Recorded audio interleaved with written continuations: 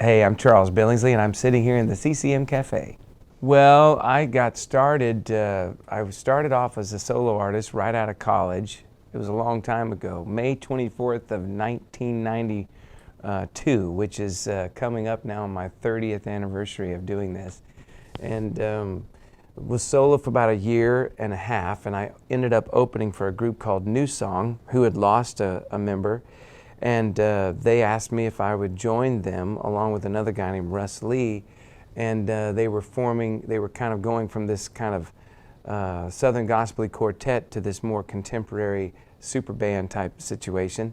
And they asked me to join them, and that's when I kind of got involved in the CCM world with the group New Song. And I toured with them for quite a while, and then I left and went back solo and had several songs out on CCM radio, and this was all during the 90s. And then from there I kind of went back into doing my church concerts, and even though I've still stayed a contemporary Christian music artist, that went more into the worship leading fields for a long time, and that's where I've been for many years. I am tied to one particular church in Lynchburg, Virginia, called Thomas Road. It's a fairly well-known church because the founder is a guy named Jerry Falwell, but we're also tied to a university called Liberty University, which is the world's largest Christian university. And so I helped found the Center for Worship there, our worship degree, and I still am an adjunct professor there. I'm staff there, and then I'm also the teaching pastor at Thomas Road. So I preach once a month, I lead worship once a month, and then the rest of the time I run around the country singing, and have been doing that so long now that I'm almost at 3,500 concerts in over 2,400 churches. So been doing this a long time and had the privilege of being in a whole lot of churches around the world. The main setting that I've been in for the last 30 years has been the local church environment, or a conference, or crusade, or whatever it might be. We do a lot of conferences. I'm the worship leader for the Women of Joy conferences, which is about 8 pretty large conferences around the country that's made up of women. It's kind of fun because I'm literally one of like 5 men in the entire conference, so it's kind of fun. A lot of estrogen, but it's a lot of fun, and I really enjoy doing those conferences and have been doing them for like 18 years now. But the majority of my concerts take place in churches. However, this new project that we just recorded, we're really sort of breaking into that symphony performing arts center world, so we'll see where all that leads.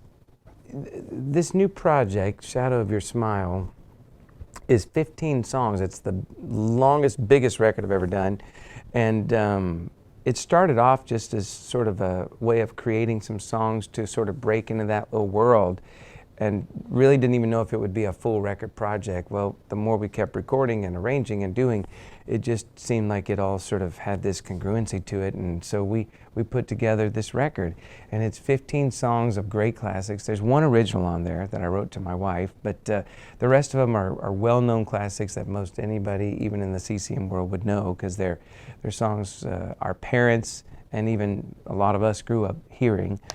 Great classics like The Shadow of Your Smile, Bring Him Home from Les Mis, Let There Be Peace on Earth, You'll Never Walk Alone. All really encouraging messages, but in a context that's very purposeful. I wanted to break into this symphony performing arts center genre, and knew I needed the material to do it. And so we worked really hard on these arrangements.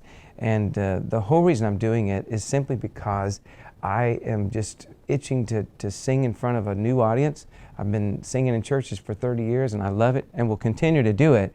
But I really want to get outside the church and start singing to a broader audience who may or may not have the hope of God in their life. And I'd love to just bring a smile on their face through songs that they love and enjoy, and also hopefully give them just enough of the truth of the gospel to where they're able to understand that there is a peace that passes all understanding that they can find and is attainable.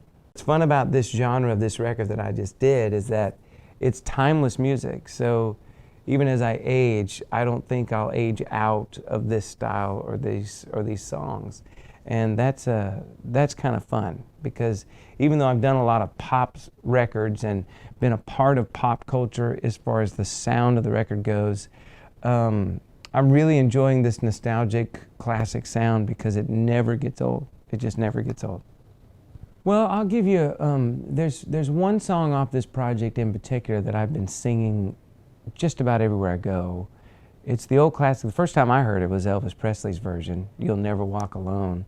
I did not realize that so many people, when they were growing up, had that as their graduation song. I didn't know that. And then I just recently found out that there's a couple of soccer teams in Europe that play that song at the end of every game.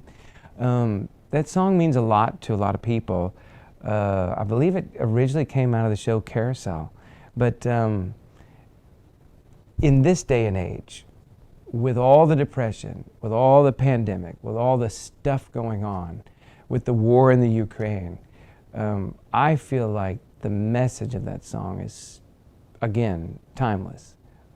Just to remind everybody that, you know what, you don't have to face this world on your own. There are those around you who will walk with you every step of the way. And when there's no one, there's still Jesus, who will never leave you and never forsake you. So you'll never have to walk alone. And that's the meaning of the song. It's not overtly a Christian song, but I feel like it's just dripping in gospel. And so I use it in Christian concerts and on a mainstream stage as well. And the response is always the same. People love the encouraging message of that song. And I love giving it.